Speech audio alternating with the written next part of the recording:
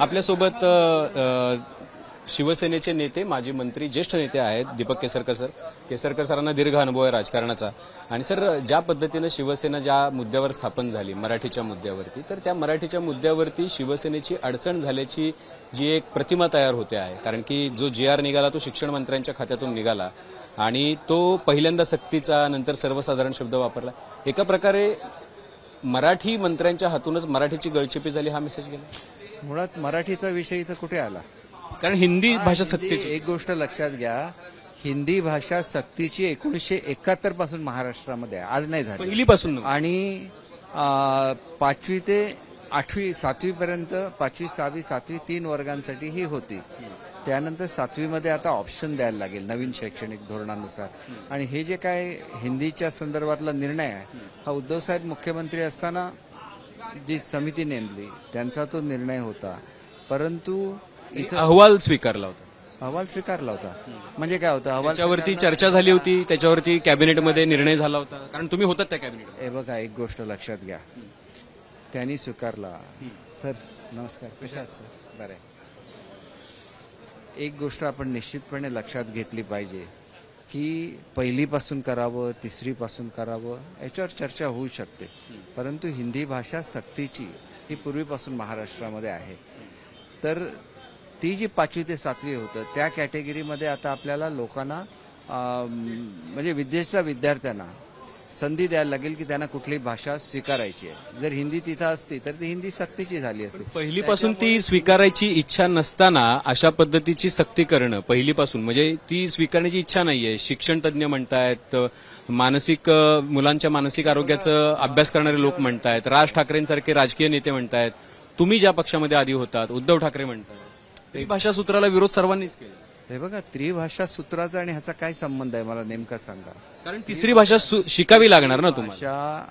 आता जे नवीन शैक्षणिक धोरण आलंय त्याप्रमाणे प्रत्येकाला तुम्ही भारतीय 15 भाषा आणि परदेशी 9 भाषा पैकी कुठलीही भाषा घेऊ शकता.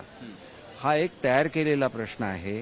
पहिली दुसरीच्या संदर्भात मला सुद्धा असं वाटतं की पहिल्या दुसरीमध्ये असणं हे कन्फ्युजिंग होईल, पण कुठेतरी ते अकोमोडेट करायला लागेल. 5वी 6वी 7वी मध्ये आता शक्य नाही, कारण नवीन शैक्षणिक धोरणाप्रमाणे 6वी पासून. तर ही नवीन जी कमिटी नेमली आहे ती त्याच्यावर निर्णय घेईल. आणि त्याच्यामुळे ह्याच्यावर मराठीवर कुठे नेमका अन्याय झाला, मराठीचा विषयच मुळात कुठे आला, हा प्रश्न आहे. केवळ हिंदी आहे म्हणून हिंदी भाषिक विरुद्ध मराठी भाषिक म्हणून लढा लावण्याचा प्रयत्न केलेला. ह्याच्या पलीकडे मी माझ्या दृष्टीने ह्याला वेगळे हे नाही. मराठीच्या बाजूने आम्ही नेहमी राहतो. कुठली कामं मराठीची झाली नाही सांगा? मराठीचं धोरण आमच्या काळात तयार झालं. मराठीला अभिजात भाषेचा दर्जा आमच्या काळात मिळाला. जे छोटंसं मराठी भाषा भवन बनणार होतं, 2 डिपार्टमेंटच्या जागा त्यांना दिल्याने अतिशय भव्य असं मराठी भाषा भवन बनतंय.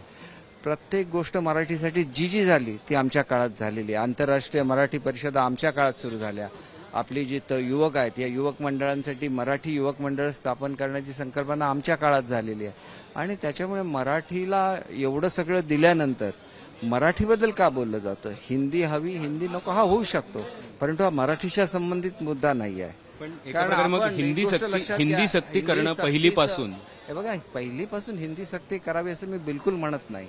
परंतु 5वी 6वी 7वी मध्ये हिंदी सक्ती नव्हती का असं तुम्हाला म्हणायचं आहे का? 5वी पासून शिकायला नाही, 5वी पासून शिकायला कोणाचाच प्रॉब्लेम नाही. हे बघा, तुम्ही काय करताय की होय की नाही याचं उत्तर देत नाही. 5वी पासून मी पण शिकलो. 5वी पासून अनेक लोक 70 पासून शिकली जेव्हापासून धोरण आलं. आता पहिलीपासून ते समजून घ्या ना.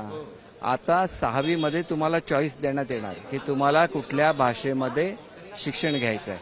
आता हा चॉईस दिल्यानंतर जर तिथं हिंदी कंपल्सरी असेल तर तुम्हाला हिंदीच घ्यायला लागेल. उलटं हे कंपल्शन काढून टाकलेलं आहे. आणि त्याच्यामुळे त्या कॅटेगरीमध्ये हिंदी आता घेता येणार नाही, कारण 6वीला तुम्हाला चॉईस द्यायला लागेल की कुठली भाषा मुलांनी शिकवायची. हा आता मुलांचा चॉईस राहणार आहे. राज ठाकरेंचा विरोध हा गैरसमजातून होता असं म्हणायचं तुम्हाला? नाही, असं बिलकुल नाही. बघा, जे काय मुद्दे असतात ना त्याच्यामध्ये हे कुठल्या सेक्टरमध्ये शिफ्ट करावं, 5वी 6वी 7वीला आता हे शक्य नाही.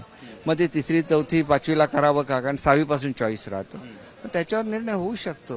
त्याच्यामध्ये काही असं होतं की शिवसेनेने आवाज सुद्धा उठवला नाही पहिलीपासून झाला. ऐका मला, याच्यामध्ये एकनाथ शिंदे साहेबांनी विरोध केला आणि हे मागे घ्यावं हे त्यांनी कॅबिनेट मीटिंगमध्ये सांगितलेलं आहे पण ना. मेळाव्यामध्ये एक वाक्य फक्त ते बोलले, ज्या पद्धतीचा विरोध होत होता त्या पद्धतीनं शिवसेना मराठी माणसाच्या मुद्द्यासाठी, भूमिपुत्रांसाठी जर उभी राहिलेली असेल तर त्याबद्दल हिंदीच्या विरोधामध्ये ते बोलले नाहीत असा आरोप होतो. नाही हिंदीला विरोध करायचा असं आपलं म्हणणं आहे का? पहिलीपासून हिंदी शिकवणं. नाही माझ्या प्रश्नाचं आपण उत्तर द्या ना. हो. तुम्ही बोलता आणि तसं मी बोलावं असा बिलकुल अर्थ होत नाही. तुम्ही म्हणताय मी आपण महाराष्ट्र नेहमी मुख्य प्रवाहामध्ये राहिलेला आहे. साऊथ सारखं नाहीये की कुठल्या गोष्टीला विरोध केला, जी नॅशनल इंटरेस्टची गोष्ट आहे त्याला विरोध, अशी महाराष्ट्राची परिस्थिती नाही आहे. महाराष्ट्रामध्ये 1971 पासून हिंदी कंपल्सरी, 1971 पासून आहे. त्याला कोणी विरोध केला का? विरोध केला नाही. आता नवीन शैक्षणिक धोरणानुसार 5वी 6वी 7वीला ते शक्य नाही, कारण 6वीमध्ये तुम्हाला चॉईस द्यायला लागेल आणि त्याच्यामुळे ह्याच्यापुढे हिंदी हे कंपल्सरी राहणार नाही, कारण मुलांनी कुठली भाषा घ्यावी हा मुलांचा प्रश्न आहे. माघार का घ्यावी लागली मग सरकारला? इतकं साधं सोपं होतं तर. माघार का घ्यावी लागली याचा कारण लोकांमध्ये गैरसमज निर्माण करून देण्यात आलेले आहेत आणि हा निर्णय झाला पाहिजे की पहिलीपासून घेणं योग्य आहे का? जर मुलांचा विरोध असेल तर पहिलीपासून घ्यायचं नाही, कुठल्या कॅटेगरीमध्ये घ्यायचं हा निर्णय करण्यासाठी कमिटी आहे, ते कमिटी निर्णय घेईल. शेवटी प्रश्न असा होतो की मराठीवर कुठे अन्याय झाला का? मराठीवर अजिबात अन्याय झालेला नाही. पहिलीपासून हिंदी सक्ती झाली तर मराठीवर अन्याय होईल असं म्हणणं आहे ना. हे बघा पहिलीपासून, हे बघा एक गोष्ट लक्षात घ्या, कंपल्सरी कशामध्ये आहे? मराठी 1ली ते 10वी मराठी कंपल्सरी आहे, हिंदी कंपल्सरी नाही आहे. ज्याला ऑप्शनल होतं नंतर अनिवार्य नाही, ठीक आहे. लोकांची शेवटी एखादा निर्णय सरकारने घेतल्यानंतर लोक त्याच्यावर आपली प्रतिक्रिया देतात, हे योग्य आहे अयोग्य आहे. ज्याला सरकारला असं वाटतं की लोक म्हणतात जास्त लोकांना हे नकोय, त्याला सरकार तसा निर्णय घेत असतं. परंतु मराठी सक्तीची आहे ही 10वी पर्यंत आहे आणि नवीन शैक्षणिक धोरणाप्रमाणे जी स्टिअरिंग कमिटी झाली, मी स्वतः त्याचा चेअरमन होतो, 11वी 12वी मध्ये सुद्धा कंपल्सरी मराठी करण्याची आम्ही शिफारस केलेली आहे. त्याच्यामुळे मराठीवर अन्याय कुठे झाला? मराठीमध्ये इंजिनिअरिंग शिकवायला आता सुरुवात झालेली आहे. कदाचित येत्या 2 वर्षामध्ये मेडिकल सुद्धा मराठीमध्ये होईल. मग मराठीवर अन्याय कुठे होतो तेवढंच सांगा ना मला. जो तुम्ही म्हणता की गैरसमज करून दिला गेला, त्यामुळे शिवसेनेचं येत्या महापालिकेच्या निवडणुकीमध्ये जी भावना लोकांमध्ये तयार केलेली आहे किंवा जी झालेली आहे, आता विजयोत्सव होणार आहे, राज आणि उद्धव ठाकरे एकत्र येणार, त्याचा तोटा होईल. मी कुठे सांगितलं? हे बघा तुमच्या पक्षाला, हे बघा याच्यामध्ये शिक्षणामध्ये राजकारण एकतर येता कामा नये. हे शिक्षण आहे, शिक्षणामध्ये हिंदी हवी हिंदी नको ही स्पष्ट भूमिका घेता येते, पण महाराष्ट्राने ही भूमिका कधीही घेतलेली नाही आहे. कारण आपली मुलं उद्या ज्या वेळेला राष्ट्रीय परीक्षांना बसणार त्याला त्याने हिंदी यायलाच लागणार, नाही तर ती पास कशी होणार आहे? त्यांना इंग्रजी यायला लागणार, म्हणून इंग्रजी कंपल्सरी केलं ना. मग आपल्या मुलांनी राष्ट्रीय परीक्षांना बसायचंच नाही का? त्यांना हिंदी येत नाही म्हणून काय? मराठीमध्ये त्या पासून शिकल्यानंतर सुद्धा येतच की हिंदी? ते आता तुम्हाला सांगितल्यानंतर पुन्हा पुन्हा तुम्ही समजून घेत नसाल. मी समजून घेतोय. तुम्ही पहिलीपासून सक्ती केल्याचा जो पहिल्यांदा पहिलीपासून सक्ती केली, नंतर शब्द बदलला. जसं पाहिजे ना तसंच तुम्हाला बोलायचं. सरकार सर तुम्हाला मुलाखत नाही कसं देणार सांगा? ऐका ना, मध्ये असं विचारलं जातं का? नाही बघा, काय विचारायचा प्रयत्न करतो. सांगितलं पहिलीपासून हे बघा, पहिलीपासूनची सक्ती योग्य आहे असं मी स्वतः कधी म्हटलेलं नाहीये. कुठल्या वर्गाला हिंदी शिकवावं ह्याच्यावर चर्चा होऊ शकते. विषय हिंदी हे 5वी 6वी 7वी मध्ये होतं आणि आता 6वी मध्ये ऑप्शन द्यायला लागेल की तुम्ही कुठला विषय घेणार.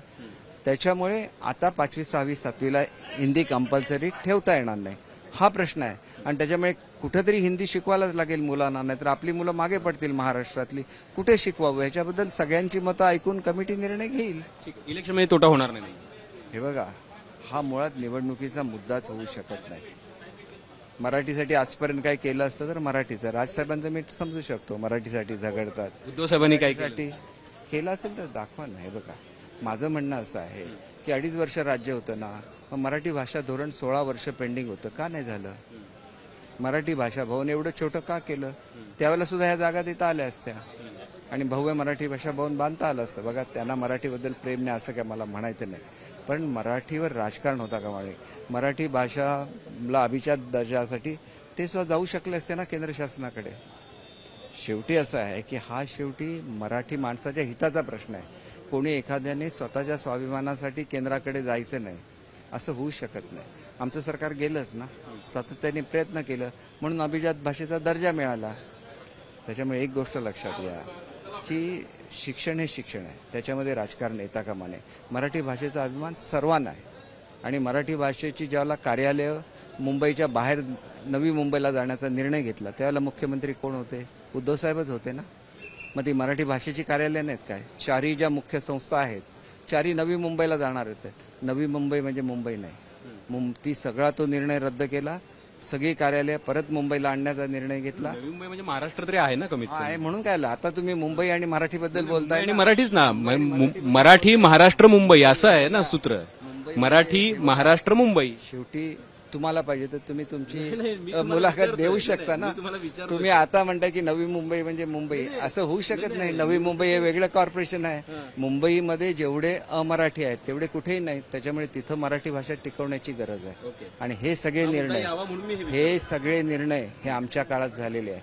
मराठी भाषा धोरण देत असताना प्रत्येक शासकीय कार्यालयामध्ये मराठीमध्येच बोललं पाहिजे हे कंपल्शन आम्ही केलंय, त्यांनी नाही केलं. ते करू शकले असते ना.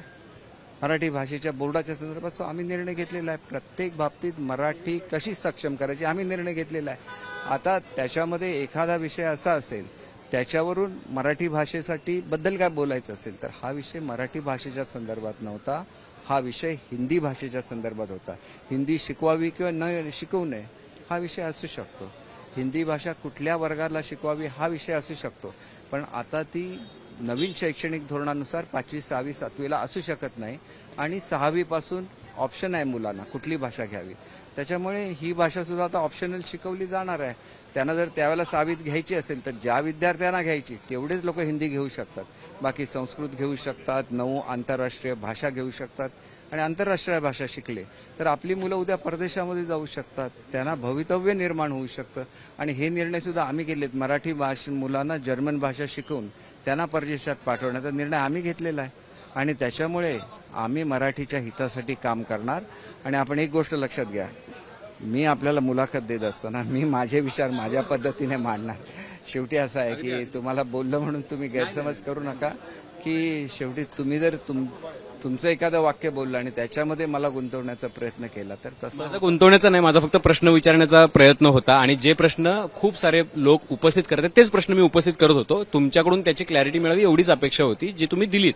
म्हणजे तुम्हाला विरुद्ध नाही, मी विरुद्ध प्रश्न यासाठी विचारले कारण ते विचारले जातात.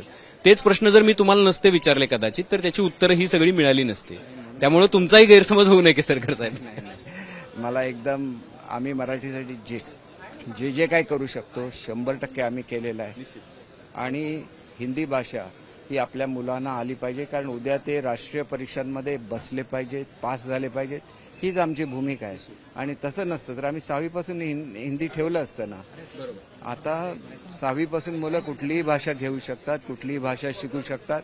पण मराठी मात्र कंपल्सरी आहे. आणि 11वी 12वीला सुद्धा मराठी कंपल्सरी करावी असा आम्ही निर्णय घेतलेला आहे. आणि त्याच्यावर ऍक्ट अमेंड करायला लागतो. त्याच्यामुळे तो प्रस्ताव लगेच शासनाकडे येईल ज्या वेळेला डिपार्टमेंटकडे. तर हे होते दीपक केसरकर ज्यांनी सांगितलेलं आहे की आम्ही काही सक्ती आणि या सगळ्या गोष्टींबद्दल आमचं मत वेगळं होतं. पण ते शेवटच्या कॅबिनेटमध्ये मुख्यतः काय होतं की बरीचशी उत्तरं त्यांनी गोल देण्याचा प्रयत्न केला. हिंदी सक्तीची पहिलीपासून केलेली होती, जो पहिला GR आला. त्यानंतर तो GR बदलून अनिवार्य हा शब्द काढून सर्वसाधारण टाकण्यात आला. आणि 20 भाषा इतर तुम्हाला शिकता येतील जर हिंदी शिकायची नसेल तर. पण त्या जर भाषा शिकायच्या असतील तर कमीत कमी तुमच्याकडे 20 विद्यार्थी पण पाहिजेत. आता असं जर असेल तर ती हिंदी अनिवार्य न करता सुद्धा अनिवार्य होणार होती. आणि त्याबद्दल ज्याला प्रश्न विचारण्यात आले त्यावेळेला त्यांची ही उत्तर होती. ती कशी होती असं मी काही त्याच्याबद्दल कमेंट करणार नाही. ते प्रेक्षकांनी ठरवावं की त्यांची हिंदी भाषेबद्दलची किंवा मराठीच्या गळचेपीबद्दलची उत्तरं नेमकं काय दर्शवणारी होती. कॅमेरामन किरणसह अभिजित, मुंबई तक.